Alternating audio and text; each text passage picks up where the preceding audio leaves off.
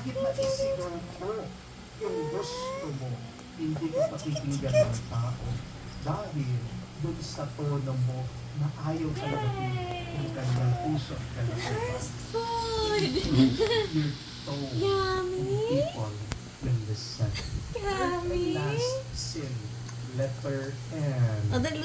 Negative. Asay dama, wag ka ni baby. Walang Sugar. natutuwa po sa mga nakakarinig ng negatibong bagay o negatibong salita. Opo, curious po tayo, di ba? Pag merong bad news, negative news.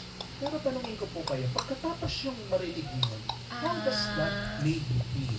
Ano yung inyong nararamdaman? Kayo ba ay masaya? Kayo ba ay payapa? You will never feel Nagustuhan niyo. positive if you keep on listening flavor, to isn't it? negatives. May Hindi. tatlo pong Sami. negatibong pananalita. Sami. Kailangan natin iwasan. Ano po yan? Unang-una, quickly lang po, pagre-reklamo. Di ba? Nakakainis po yung mga nagre-reklamo. Ayun natin, yung mga tao na lagi na lang may napupuna, nakikita, na mali, hindi tama. Kahit naman po ang Diyos, hindi natutuwa sa reklamador. Dahil ang taong nagre-reklamo ay taong hindi marunong mag-appreciate at magpasalamat. Amen? Anong kinututuwa ng Diyos? Yung ating pasasalamat. Dahil pag marunong ka magpasalamat, mas dadagdagan pa ng Diyos ang kanyang pinagkakaloob sa iyo. Amen? Ano pong sabi ni San Pablo?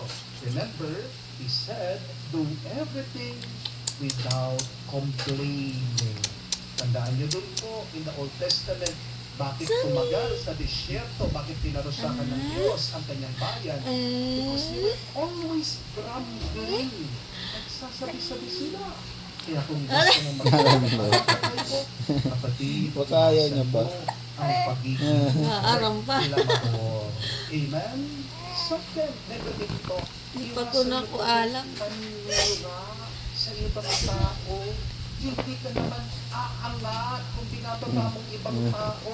Hindi ka naman babango. First Kung time eh. ginagawa mong masama First time. ang ibang tao. Patalaw. In the Gospel of St. Matthew, it is written, listen to this, on the day of Yummy. judgment, people will give account Is it to every careless word they have spoken.